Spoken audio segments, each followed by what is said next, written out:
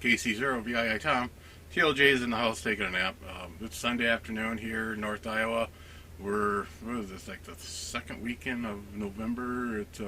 We've already had two little snow squalls last week go through. It snowed pretty heavily, but the ground's quite warm and nothing accumulated.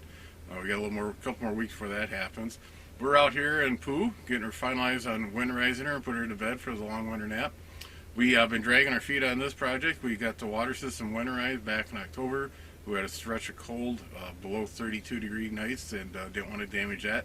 But on the weekends, we had a couple weekends, the end of October, first one in November.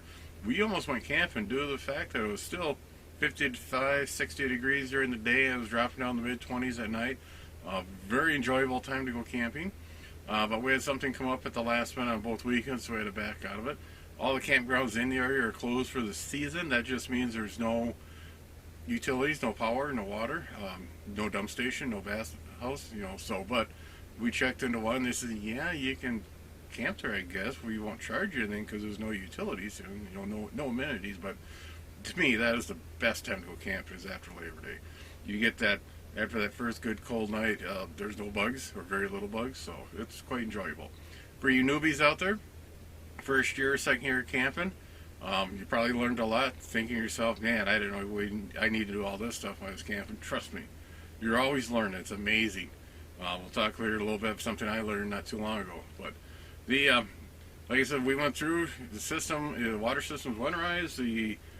Today I went through and pulled out any paper products, again, toilet paper, napkins, paper towel rolls, a few other things in the bathroom, tissue paper, stuff like that. We don't want to leave anything like that for nesting material. Then I went through and checked everything again, make sure we have no food items, and a few didn't have anything like that in here. And right now I'm just finished up. I'll probably pull the batteries, unplug it from shore power, and get it all nested up and ready for winter nap. It's probably today or maybe next weekend, depending on how fast I get it going. As you can see, we got the electronics pretty much pulled out. Leave the cupboards open, help circulate the air around. Plus, when I come in here, I can see what any water leaks, stuff like that. We don't want that to happen in the back. We got those cupboards open. Make sure you keep the fridge door open and the freezer open a little bit. And same on this side. Cupboard doors are open.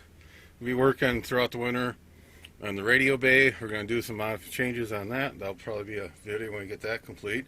And on the outside for winter, we got the wheels covered up. I checked the propane. We got 3/4 of a tank of propane. We got a nose down situation here, and the right hand side is up a little bit, and there's water from last night's snow dusting. It's melting and it's running off that front point of the cab, of the bunk on the cab that way any water that accumulates up there is going to run off right away. We don't have to worry about water sitting up there and causing a problem. If you ever get a chance, there's another channel on YouTube all about RVs. I'll throw a link down in the description. Jared Gillis kind of runs that channel. He mainly looks at the hardware side of camping, not really about camping itself, but the hardware of the RV, stuff that you need to know what to do if something breaks, spare parts, and got me thinking today. He is a full-time RV. Him and his wife, and I believe they got 3 kids, 3 boys or 2 boys. Anyway, a couple of rugrats. They live in the rig all the time. So, what they need for spare parts, and for somebody like me who is a weekend warrior, it's quite different. We'll take a look at a few items I dug out here. Toolkit. I mean, if you're living in your camper, your rig, you don't have a place to call home, or most people don't, and so all the tools that you need will be with you. But when you're a weekend warrior like me, what I did, this is an old toolbox I had from something, just a nice old toolbox. It's got a little hand tray on it to pick it up. And what I got in here is just a selection of screwdrivers. Along with it, we got some shorties, some stubbies, some longs, Phillips, and standard wire cutter, a couple of pliers, old prescription bottle I filled full of nuts and bolts and zip screws.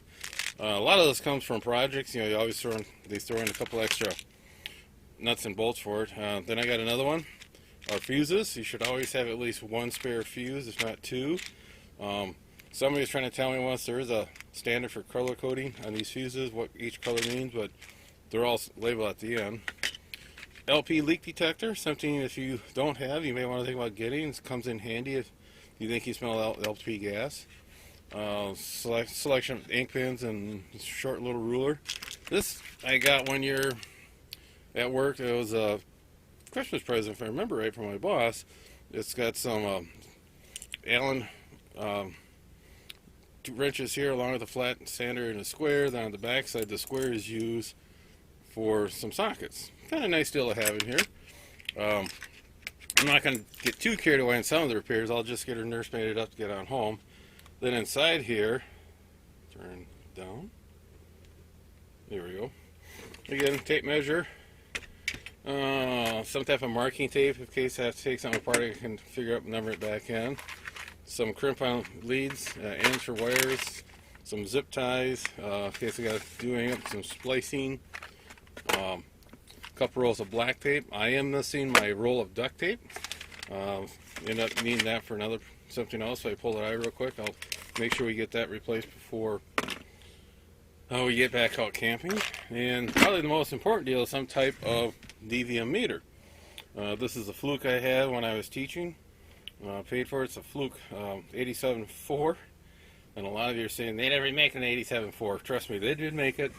And had such a bad reputation. What I wanted to show you today was down here in the electrical compartment. This is the charger and the converter and fuse panel, breaker panel. One thing, if you haven't done it, or if it's not done in your rig, down here, I got one of those little label machines. I went through and labeled everything, because when you have something happen and you get in a hurry, it's a lot easier if stuff is labeled, have everything identified. So if you tripped a breaker for the microwave, which we've done once, I still understand how it happened, why it happened, but that's labeled. AC unit, the main outlets, the converter itself charging the batteries, that's the breakers. And over here on the 12-volt circuit, I went through and identified which lights are on which rig, which run, with the lights in the bed and the bathroom and the center and the furnace and the side and the front. Then we got the FRS and the flashlight are in a separate circuit. That's the charger for both those devices. Then down here we got the VHF, UHF radio center up front. Then across the other side is the media center, then the water pump.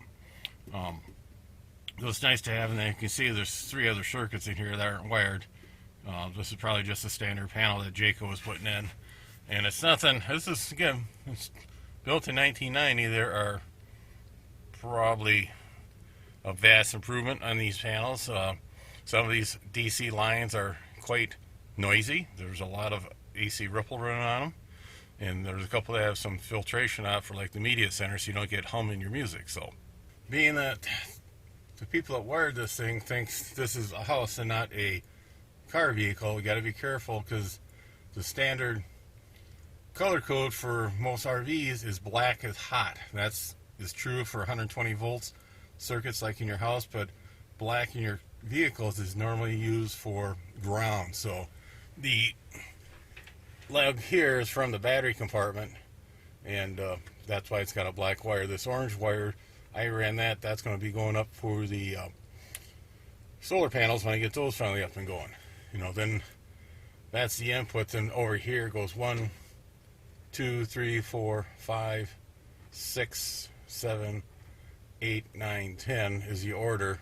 There's a little map down here, that diagram that shows it. And this big white wire is ground.